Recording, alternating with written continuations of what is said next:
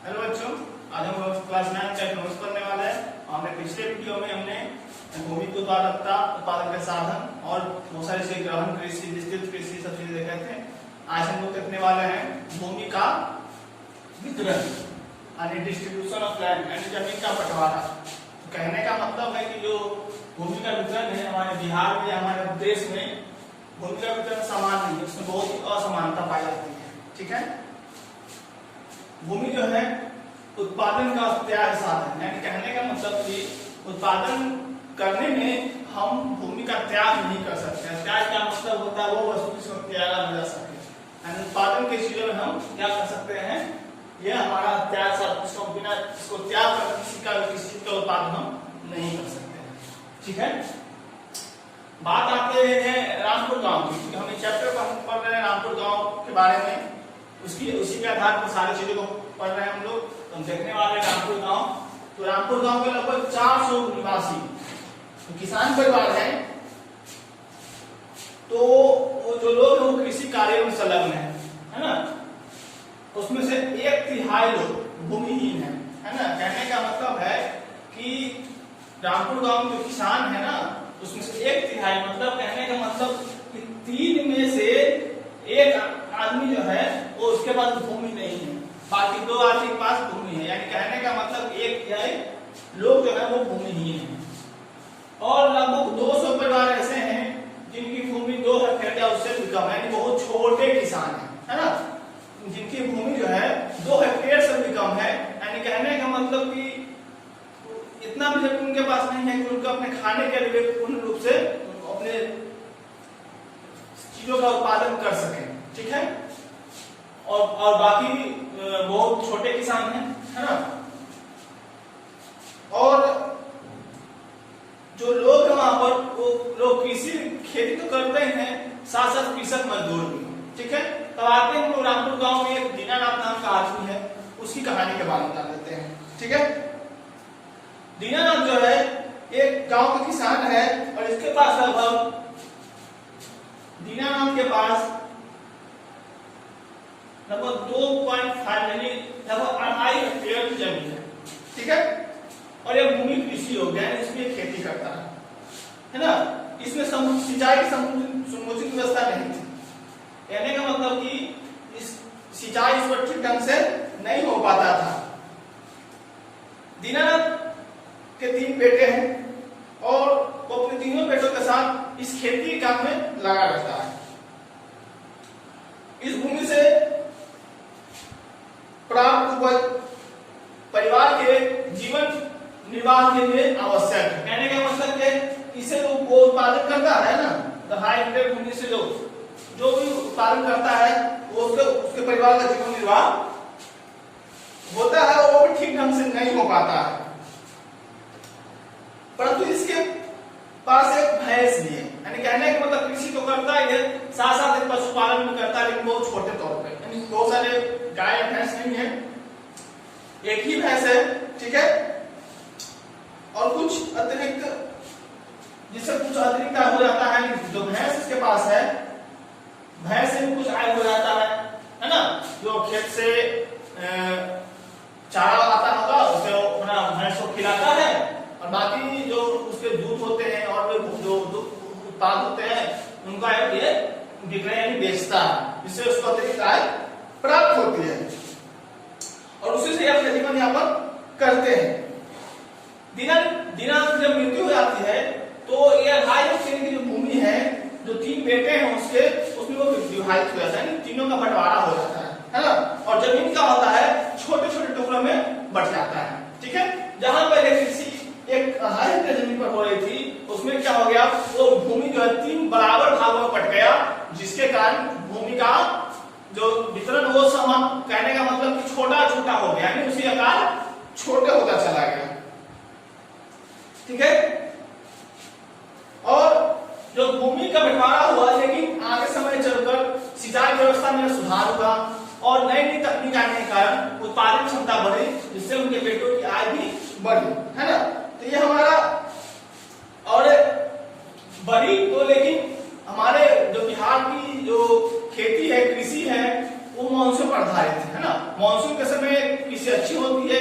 और उत्तरी बिहार की बात करें, क्योंकि ये उत्तरी बिहार का गांव भी है, तो उत्तरी बिहार की बात करें तो उत्तरी बिहार हर साल बाढ़ से ग्रसित होता है ना। भयंकर बाढ़ आती है कोसी नदी से भी, और कुछ भाग गंगा नदी से भी, बूढ़ी गंडक है मुजफ्फरपुर जिला में, तो उससे भी बाढ़ आती है, जिसके कारण भारी तबाही मचती, भारी फसलें नष्ट हो जाती है। तो जब तक बाढ़ का सीजन होता है या फिर मानसून ठीक ढंग से नहीं हो पाती है, तो यहाँ के लोग लगभग 7 से 8 महीने जो है ना, 7 से 8 महीने तक बेरोजगार बैठे रहते हैं।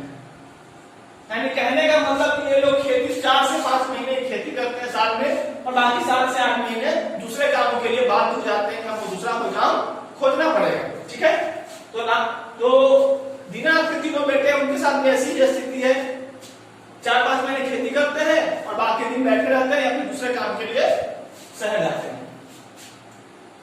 आगे बढ़ते हैं हम लोग। तो रामपुर गांव जो है उसके अधिकांश किसान ऐसे हैं जिनके पास कृषि योग्य जोत भूमि का आकार छोटा है। ऐसा कभी हमने देखा कि 2.5 हेक्टेयर भूमि का बंटवारा हुआ, जो छोटे छोटे भागों में बट गया, उसी प्रकार रामपुर गांव में ऐसे किसान हैं जिनके पास छोटी आकार में भूमि उपलब्ध है।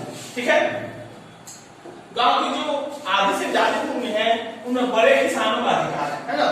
बड़े किसान यानी कहने का मतलब जो बड़े किसान है या जो अमीर लोग है ना, वो सब उनका अधिकार है।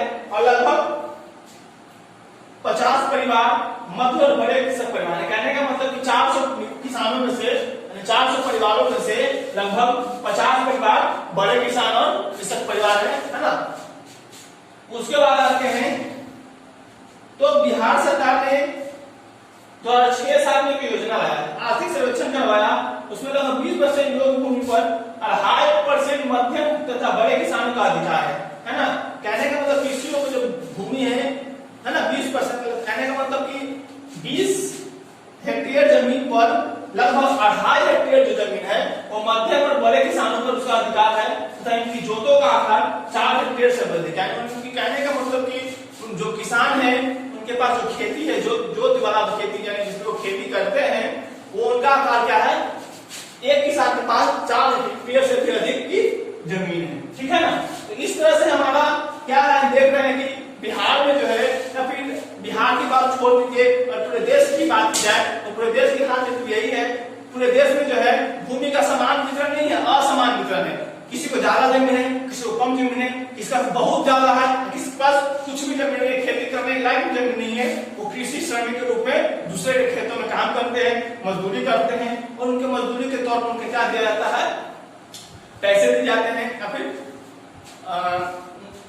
अनाज दिया जाता है। ठीक है, आगे बढ़ते हम लोग श्रम की आपूर्ति।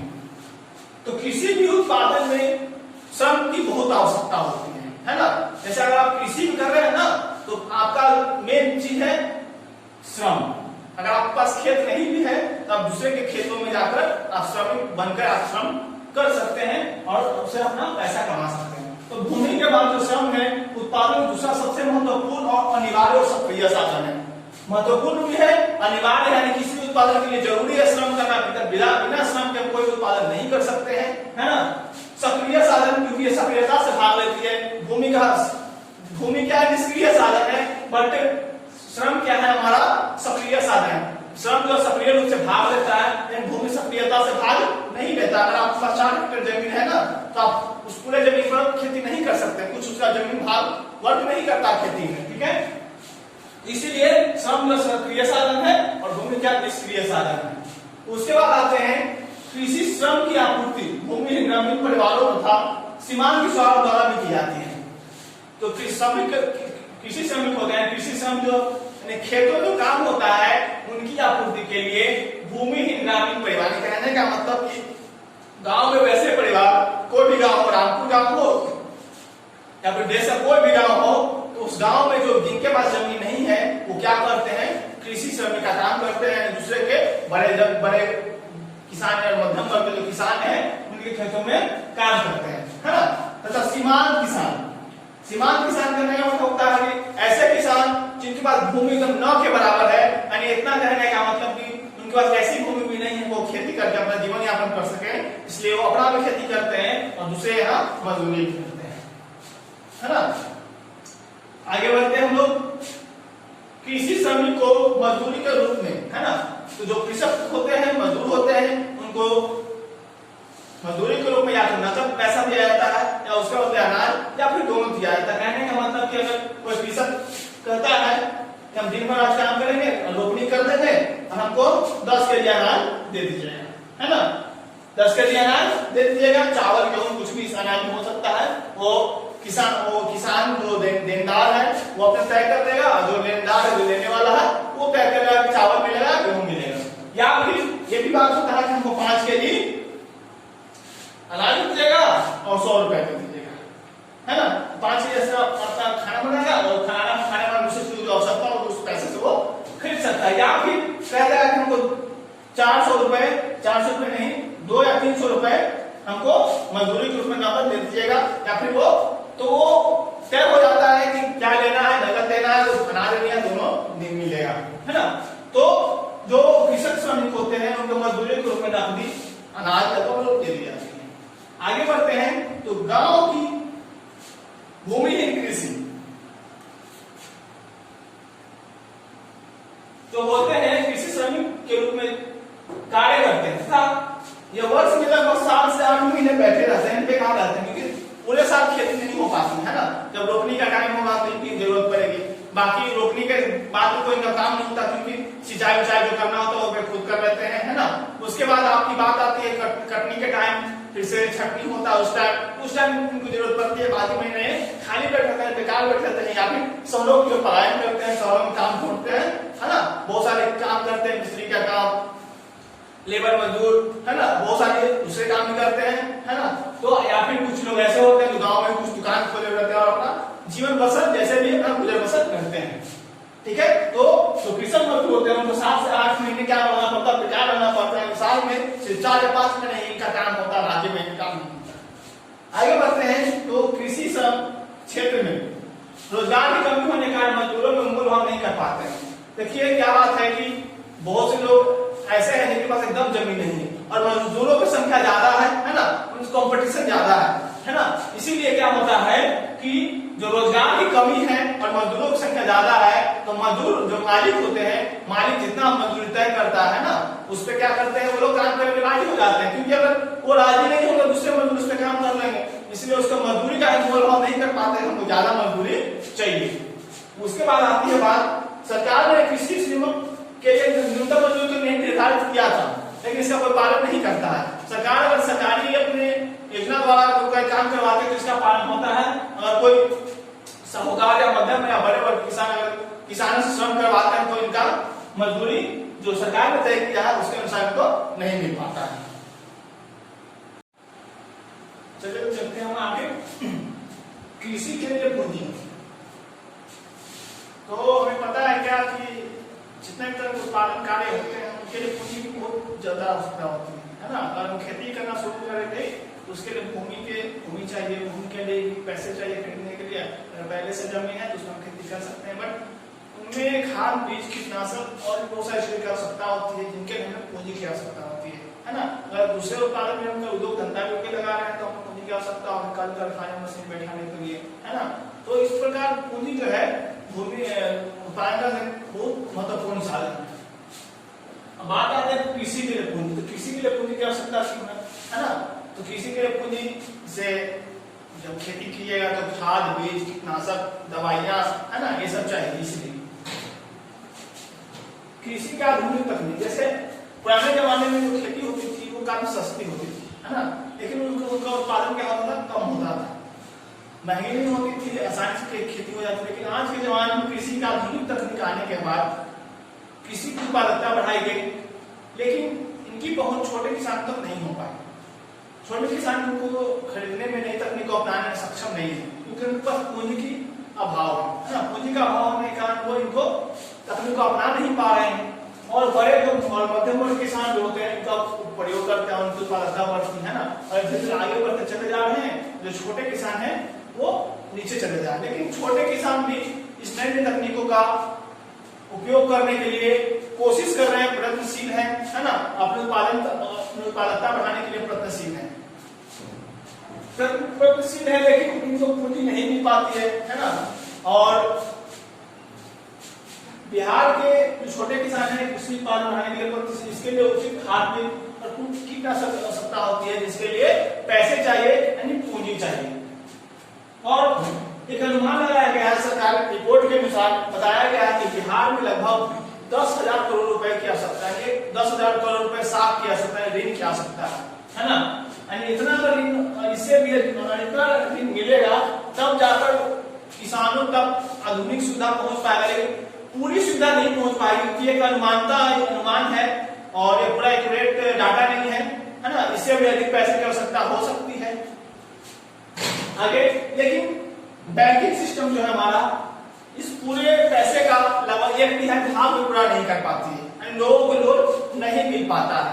खासकर छोटे किसानों को तो लोन नहीं मिलता, बड़े और मध्यम वर्ग किसानों को लोन आसानी से मिल जाता है क्योंकि उनके पास जमीन होती है और बहुत सारी चीजें होती हैं, संपत्ति, उनको लोन मिल जाता है। पर छोटे किसान जो होते हैं उनके पास जमीन कम होने का उनको लोन ज्यादा नहीं मिल पाता है। और फिर जब लोन बैंक से नहीं मिल पाता छोटे किसानों को, ये मजबूर हो जाते हैं अपनी खेती करने के लिए, है ना, क्योंकि उनके पास दूसरा कोई उपाय है नहीं। तो इसलिए क्या करते हैं, साहूकार और जो बड़े किसान होते हैं, है ना, जो साहूकार या बड़े किसान है उनसे लगभग कर्ज लेते हैं, लेकिन उनका ब्याज बहुत ज्यादा होता है। उनका ब्याज लगभग 20 से 25% तक होता है, जो बहुत ज्यादा है। और इतना ज्यादा ब्याज होने के कारण कि छोटे किसान को चुकाना उनके लिए बहुत मुश्किल हो जाता है। और क्या होता है, जो साहूकार होते हैं या बड़े किसान होते हैं वे लोग इनका शोषण करना शुरू कर देते हैं, इनके जमीन हड़प लेते हैं, अपने यहाँ मजदूरी करवाते हैं, बिना मजदूरी दिए हुए मजदूरी इनके अपने यहाँ करवाते हैं, है ना। और ठीक ढंग से इनकी देखभाल भी नहीं हो पाती है और इनके शोषण का शिकार हो जाते हैं। बड़े किसान और मध्यम किसानों को व्यवसाय साथ मिल जाता है, ऋण मिल जाता है। और क्या, और छोटे किसान को भी नहीं मिलता है। और बड़े किसान और मध्यम वर्ग किसान ये क्या करते हैं ना, तो बैंक से लोन कम ब्याज पर लेते हैं और छोटे किसानों क्या करते हैं, अधिक ब्याज पर इनको ऋण उपलब्ध करवा देते हैं। आगे बढ़ते हैं हम लोग अतिरिक्त कृषि उत्पादों का विक्रय। तो इसमें एक बात है कि हम जो भी उत्पादन करते हैं तो छोटे किसान जो होते हैं उनके पास इतनी भी उत्पादन नहीं हो पाता है कि उसमें अपने इनका जीवन गुजर चल जाए।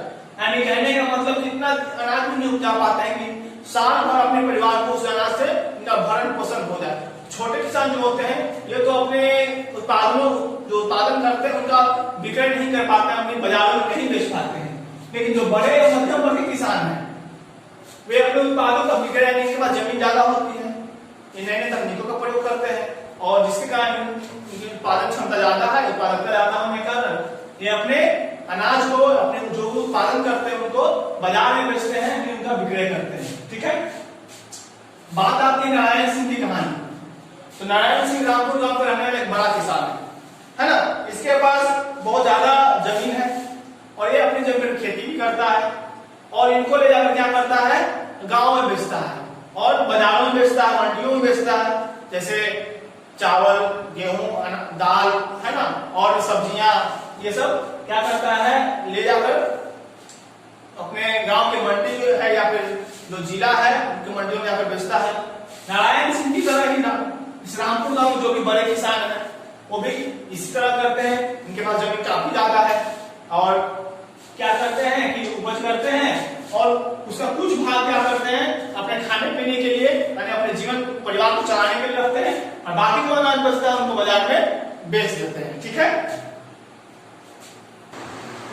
तो ये हम लोग पॉइंट रखते हैं। रामपुर में गैर कृषि किया चला, रामपुर में गाँव पर लोग कृषि तो करते ही है और कुछ लोग ऐसे हैं जो गैर कृषि में संलग्न है ना। जैसे दूधशाला डेयरी में लोग, तो देखिए रामपुर गांव में कुछ लोग ऐसे हैं जो डेयरी में लगे हुए हैं, है ना।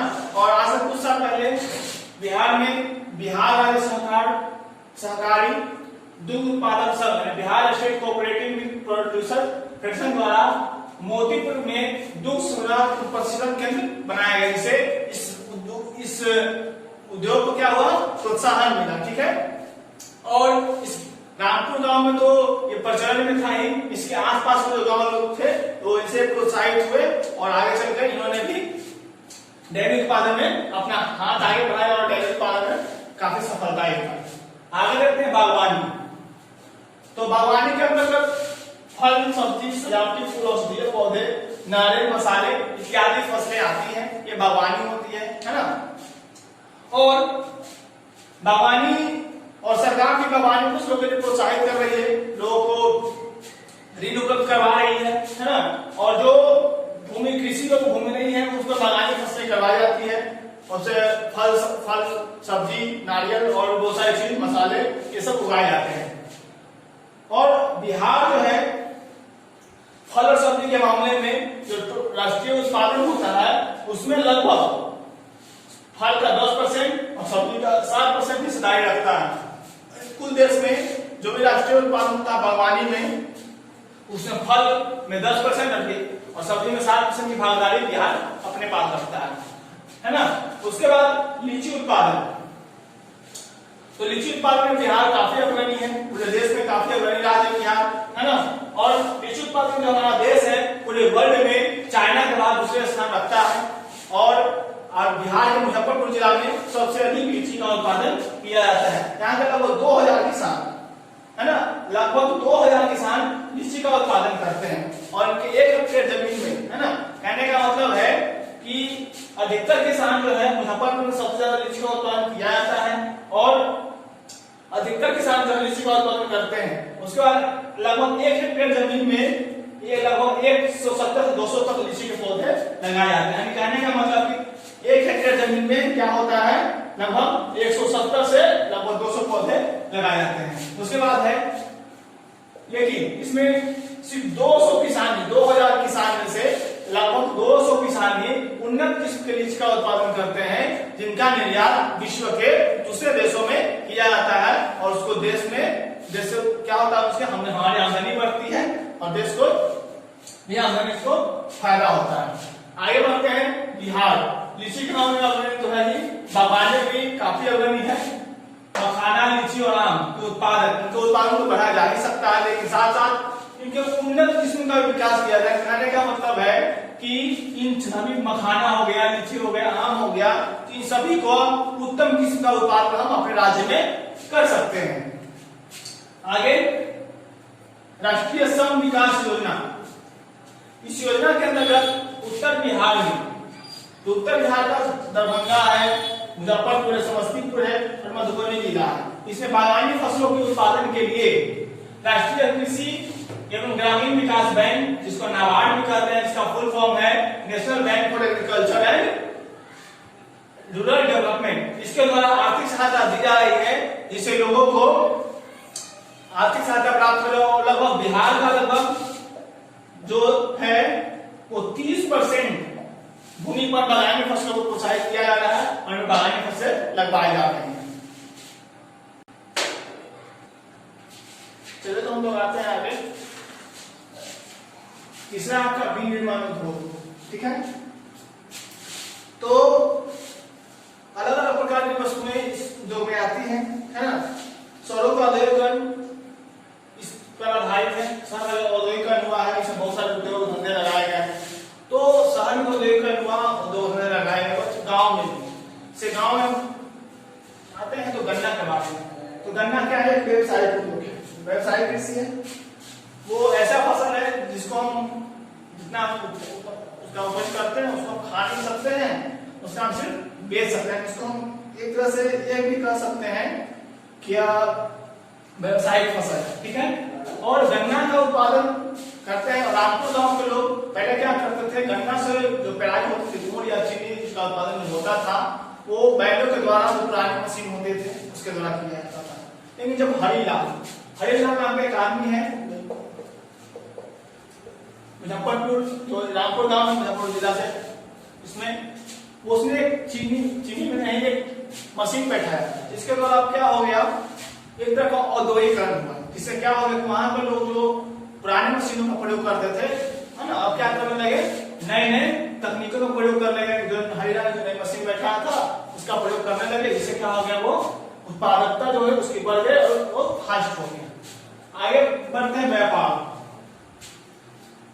के बारे में। तो रामपुर गांव में जो है व्यापार भी काफी उन्नत है, लोग उत्पादन करते हैं, छोटे मोटे दुकान भी खोले हुए हैं, छोटे मोटे व्यापार भी लोग करते हैं, जैसे तेल, नमक, दाल, चीनी, है ना, जो खाद्य पदार्थ होता है उसका किराना दुकान इस तरह का वो लोग व्यापार किए हुए हैं। आगे बढ़ते हैं परिवहन पे।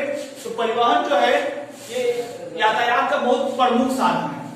परिवहन के लिए सड़क, परिवहन के लिए सड़क का होना बहुत आवश्यक है। बिना सड़क के हम कोई परिवहन, कोई ट्रांसपोर्टेशन का यूज कर नहीं सकते हैं, क्योंकि हम वाहन चलाएंगे, है ना, वो सब कहाँ चलाएंगे, सड़क पर ही। और वाहन और परिवहन अच्छा होने के लिए क्या होना चाहिए, सड़क अच्छी होनी आवश्यक है। और रामपुर गांव में जो सड़क है वो उतनी दुरुस्त नहीं है, जितने वाहनों का भार है सड़क पे उसके अनुसार सड़क चौड़ी है और नहीं सड़क उतनी मजबूत है ना। तो विगत वर्षों में जो आज के कुछ साल पहले से जो क्या हुआ है, सड़कों का विकास किया गया है, वो सड़कों का चौड़ीकरण, उनकी मरम्मत, है ना, उसमें काफी प्रगति करवाई गई है। जो अब क्या हो गया है, यातायात का साधन है, ट्रांसपोर्टेशन है, वो काफी सुलभ हो गया है लोगों के लिए, काफी अब दुरुस्त करवा दिया गया है, ठीक है। और इससे क्या हो गया है, लोगों की जो उत्पादन करते हैं उनको मार्केट ले जाने में, मंडी ले जाने में क्या हो गई, आसानी हो गई, उनका भाड़ा कम हो गया, है ना, और वो जल्दी पहुंच जाते हैं, ठीक है। तो आज के लिए इतना ही, मिलेंगे अगले वीडियो में अगले चैप्टर के साथ, तब तक के लिए धन्यवाद।